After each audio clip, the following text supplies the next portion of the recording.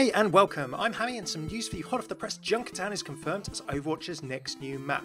At Gamescom 2017 in Köln, Germany, Blizzard have just released their preview of what's coming at the show, and it's shown a bunch more about Junkertown. We've got two new things, a preview trailer, and we've also got a preview little, I'm going to call it a mini short, because I don't think it's actually made in the normal animated short process, but it did give us some cool extra story, as well as an announcement for Junkertown. So, stay tuned, we're going to go through both, explaining what we know about Junkertown so far. I'm going to do a little bit of lore analysis of what we learned, so if you want to watch these first, have a look in the description below and in the pinned comment. You can link to the Overwatch YouTube channel with all of these on, but then do come back afterwards and have a look at this and let me know your thoughts. Spoilers are now coming, so you've had your chance. First up, we have the announced mini-short called The Plan. Now, after being thrown out of Junkertown, Junkrat and Roadhog devise a plan to try and get back in. After a Cowboy Bebop-style montage opening, we work out that they've been thrown out for something, and that they think money and explosives are the answer. We also get a little point, which is that the worldwide spree that they went on was to get money together so that they could seemingly use it to try and get back into Junkertown. So that's why they've been running amok in A Moment in Crime and apparently around the world so far. Upon their return with their pile of gold, Junkrat goes through numerous versions of the plan with Roadhog then approving the final one, which means that they actually might get out alive. Suffice to say, the best laid plans often go wrong, particularly when Junkrat gets a little bit forgetful. As I said, watch the whole thing for yourself on YouTube. It's a really cool bit of back and forth between Junkrat and Roadhog. There's a whole bunch of new Junkrat dialogue as well, which is really cool. Now, an important point on this does not look like the usual animated short production process or look. It feels like it's actually been done in-game. Now, that might actually have some great potential benefits for Overwatch storytelling in future. Why? Well, as a very quick summary, the animated short process is pretty long from what we've seen at panels at BlizzCon and similar, and also kind of expensive and kind of people intensive to make something of that quality. So many of you will be familiar with machinima and things created in game in other titles, say Source, Filmmaker, SFM type work in Valve's games.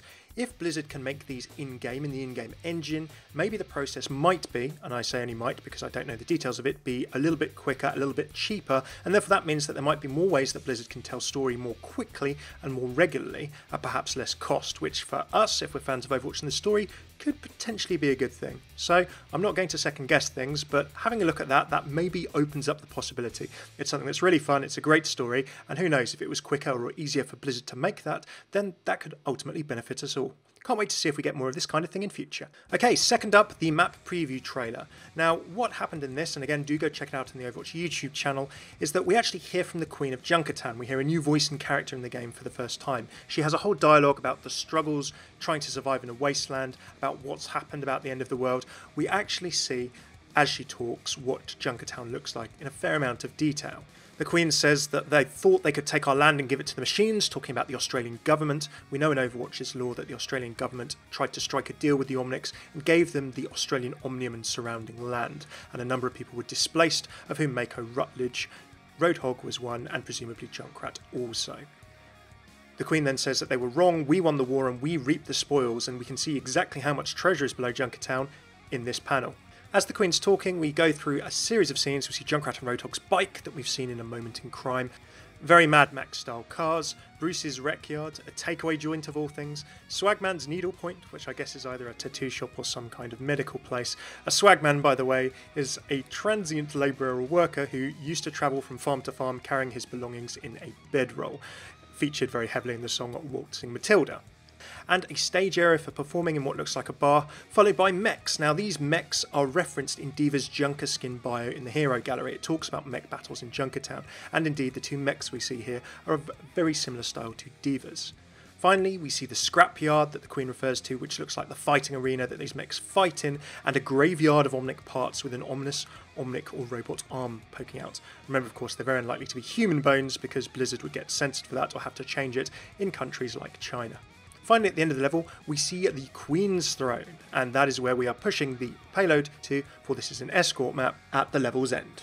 When are we likely to see more of it? Well, there are streamers at Gamescom all of this week, so if you keep an eye on gamescom.blizzard.com, you'll be able to see various streamers probably streaming this map, maybe from tomorrow over the next few days. Now, last year, for Eichenwalde, the map was at Gamescom for a week, then on the PTR the next Monday afterwards. So hopefully we'll be able to play this new map on the PC public test server early next week. That's no guarantee, of course, but if Blizzard follow last year's pattern, then that's what we can expect. Finally, the Blizzard teaser video did mention the animated short reveal, but at the moment they said nothing about what it's about, who it features, or anything beyond what we know already. So tune in on Wednesday the 23rd of August, that's 9 AM West Coast time US, 12 PM East Coast I believe is 3 hours ahead for New York, 5 PM UK, and then 6 PM German time, that's local. If you're in Australia, it's going to be very light at night, I believe midnight or so West Coast, if that's Perth. I will be covering all of the Overwatch news that comes from Gamescom, including analysing all of the lore and announcements, so do keep an eye out on this channel, subscribe if you want to see more as well. What animated short would you like to see? What do you think of Junkertown? Have you seen the trailers? What do you think? Please do let me know in the comments below. It looks an amazing map and I can't wait to get my hands on it. Cheers for tuning in. More lore videos will be dropping in the next few days this week. I'll be analysing the animated shorts and then releasing my usual videos after the Gamescom news calms down. So I've got a full week of vids. Don't forget to pop back in and see what's new, or subscribe if you haven't already. Until next time, I've been Hammeh. Take it easy.